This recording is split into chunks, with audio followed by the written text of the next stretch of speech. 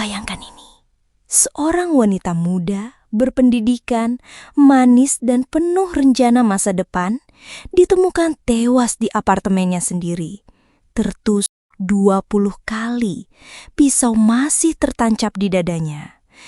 Namun, polisi bilang dia bunuh diri. Halo guys, jumpa lagi di WSS Masa Bercerita. Tempat di mana setiap misteri kami kupas habis dan setiap fakta kami bongkar satu persatu. Di sini kita tidak sekedar mendengar cerita. Kita menyelami pikiran para pelaku, korban, dan sistem hukum yang terkadang mengecewakan. Hari ini kita akan masuk ke salah satu kasus paling membingungkan dan membuat frustrasi dalam sejarah kriminal modern Amerika. Seorang guru muda yang penuh harapan ditemukan tewas, tertusuk 20 kali, tapi dianggap bunuh diri. Bersiaplah, karena kisah ini bukan hanya tentang kematian, tapi juga tentang sistem yang mungkin berusaha menyembunyikan kebenaran.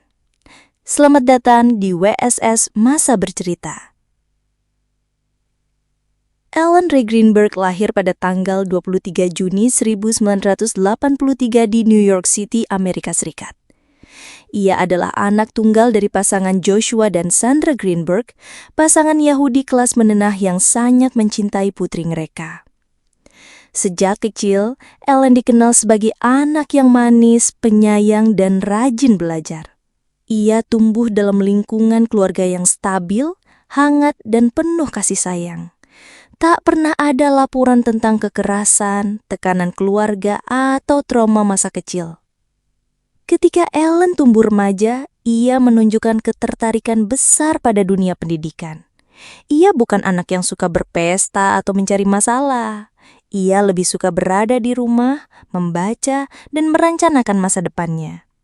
Seorang murid yang terorganisir, pendiam, dan penuh perhatian terhadap orang lain. Setelah lulus SMA, Ellen melanjutkan pendidikannya di Pennsylvania State University dan mendapatkan gelar sarjana. Ia kemudian menempuh pendidikan pasca sarjana di Temple University, mengambil gelar master pendidikan, menunjukkan betapa seriusnya dia dalam karir mengajar. Setelah kuliah, Ellen bekerja sebagai guru kelas 2 di Juniata Park Academy, Philadelphia. Murid-muridnya mencintainya. Ia dikenal sebagai guru yang sabar, penuh semangat, dan berdedikasi. Teman-teman guru menggambarkannya sebagai orang yang kalem, rapih, dan sangat tertutup dalam hal-hal pribadi. Namun tak pernah menunjukkan tanda-tanda ketidakstabilan. Di luar pekerjaan, Ellen menjalin hubungan dengan seorang pria bernama Sam Goldberg, seorang produser acara TV lokal. Mereka mulai berpacaran selama beberapa tahun hingga akhirnya bertunangan. Ellen dan Sam tinggal bersama di sebuah apartemen mewah di Manayunk, wilayah elit di pinggiran Philadelphia. Saat meninggal, Ellen sedang merencanakan pernikahannya. Gaun pengantinnya sudah dipesan, undangan mulai disusun. Bahkan ia masih mengirim email pelajaran untuk kelasnya sehari sebelumnya. Jadi, pertanyaannya, apakah orang seperti ini terlihat seperti seseorang yang sedang merencanakan diri?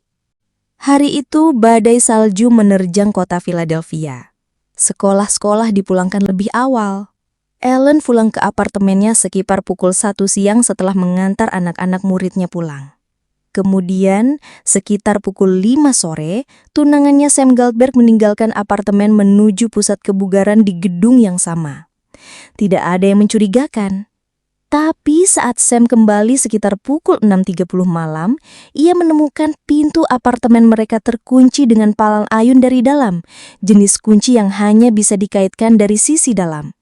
Sam mengaku sudah mencoba menelpon dan mengirim pesan ke Ellen beberapa kali tapi tidak dibalas. Karena panik, ia menghubungi petugas keamanan gedung untuk membantunya masuk. Namun ketika tak berhasil, ia akhirnya mendobrak pintu sendiri. Dan disitulah ia menemukan Ellen. Ellen ditemukan tergeletak di lantai dapur. Punggungnya bersandar ke lemari dan tubuhnya dalam posisi duduk bersandar. Ia masih mengenakan pakaian olahraga.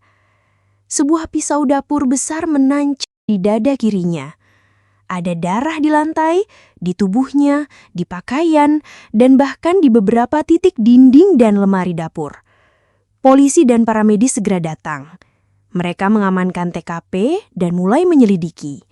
Namun hanya dalam hitungan jam dan sebelum hasil otopsi lengkap keluar, polisi menyebut kematiannya sebagai bundir. Ya, bundir. Meskipun ada 20 luka tusuk di tubuh Ellen, 10 diantaranya berada di belakang kepala dan leher. 20 luka tusuk? Bundir? Apa kamu pernah dengar seseorang menusuk dirinya sendiri 20 kali? Mari kita uraikan. 20 luka tusuk total. 10 diantaranya di bagian belakang kepala dan leher. Luka besar di tengkorak, cukup dalam untuk merusak jaringan otot dan tulang. Luka di dada dan perut. Pisau masih tertancap. Menurut otopsi, tidak satupun luka tersebut langsung mematikan. Artinya, jika benar bundir, Ellen harus terus-menerus menusuk dirinya sambil menahan rasa sakit yang luar biasa. Logis? Tidak bagi banyak orang. Awalnya, kantor pemeriksa medis mengklasifikasikan kematian sebagai pembunuhan. Tapi, beberapa minggu kemudian, klasifikasi diubah menjadi bunuh diri. Alasannya, tidak ada tanda masuk paksa, pintu terkunci dari dalam, tidak ada luka defensif. Ellen sedang mengalami kecemasan dan telah mendapat resep antidepresan. Tapi, tetap saja menusuk bagian belakang kepalanya sendiri sebanyak 10 kali. Orang tuanya tahu ini bukan bundir. Orang tua Ellen langsung menolak kesimpulan itu. Mereka mengenal putri mereka. Memang, Ellen mengalami stres, tapi bukan depresi berat. Dia masih aktif mengajar, merencanakan pernikahan, bahkan mengisi bensin mobilnya sehari sebelum kematian. Tidak ada surat wasiat, tidak ada tanda perpisahan, hanya kematian yang terlalu brutal untuk disebut sukarela. Ahli patologi bicara. Keluarga Greenberg menyewa ahli patologi forensik independen. Hasil mereka tidak masuk akal, sangat mencurigakan. Beberapa luka terjadi setelah kematian, tidak mungkin dilakukan oleh korban sendiri. Dan satu pernyataan yang paling mengejutkan datang dari Dr. Cyril Weck, ahli forensik legendaris, yang berkata, "Saya tidak bisa menyatakan ini sebagai bunuh diri, sama sekali tidak." Pihak berwenang bersikukuh bahwa karena pintu terkunci dari dalam dan tidak rusak, tidak mungkin ada orang lain yang melarikan diri. Tapi, banyak orang mempertanyakan, bagaimana jika pelaku keluar lewat jendela? Bagaimana jika kait palang ayun dipasang setelah kejadian? Apakah ada kemungkinan manipulasi TKP? Banyak yang merasa penyelidikan dilakukan terlalu cepat, terlalu sempit. Sam, tunangan Ellen, menjadi sosok yang tidak bisa dihindari dalam cerita ini. Dia yang menemukan tubuhnya. Dia satu-satunya yang berada di lokasi TKP sebelum polisi. Tapi, dia tidak pernah ditetapkan sebagai tersangka. Ada yang bertanya-tanya, apakah pernyataannya diperiksa silang secara forensik? Mengapa dia memaksa masuk, bukan memanggil bantuan lebih dulu? Apakah mungkin ada perdebatan sebelum kejadian? Namun hingga kini tidak ada tuduhan yang diarahkan padanya. Kebangkitan kasus di mata publik. Seiring berjalannya waktu, kasus Ellen mulai viral. Podcast-podcast investigatif mulai membahasnya. Dokumenter dibuat, artikel demi artikel menyuarakan pertanyaan yang sama. Mengapa kasus ini tidak dibuka kembali? Pada 2021, keluarga Greenberg menggugat pihak pemeriksa medis.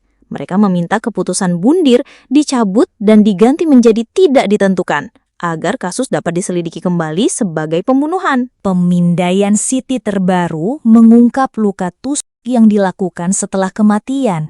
Secara ilmiah tidak mungkin dilakukan oleh Ellen sendiri. Namun, meskipun bukti forensik semakin mengarah ke pembunuhan, status kematiannya masih bunuh diri. 2024, masih belum ada jawaban. Kasus Ellen Greenberg secara resmi ditutup. Tidak ada tersangka, tidak ada dakwaan, tidak ada keadilan. Orang tuanya tidak menyerah. Mereka terus memperjuangkan perubahan klasifikasi dan pembukaan kasus kembali. Dan mereka percaya, jika ini terus dibungkam, maka pelakunya masih bebas. Apa yang sebenarnya terjadi pada Ellen? Mari kita rekap pertanyaan utama. Bagaimana seseorang bisa menembak bagian belakang leher dan kepalanya sendiri berkali-kali? Mengapa keputusan medis diubah dari pembunuhan ke bunuh diri? Apakah TKP dimanipulasi sebelum polisi tiba? Siapa yang paling diuntungkan dari kematian Ellen? Pertanyaan-pertanyaan itu masih bergema lebih dari 1 dekade kemudian dan tidak pernah terpecahkan. Kalau Ellen Greenberg tidak bunuh diri, maka ada seseorang yang membunuhnya dan berhasil lolos. Dan jika benar ada upaya menutupi kasus ini, maka ini bukan hanya tragedi, tapi juga kegagalan sistem. Terima kasih telah mendengarkan episode kali ini. Jika kamu ingin kasus ini dibuka kembali, bantu sebarkan, bagikan ceritanya. Dan jangan lupa subscribe untuk kisah-kisah kejahatan nyata lainnya di channel ini. Sampai jumpa di episode berikutnya.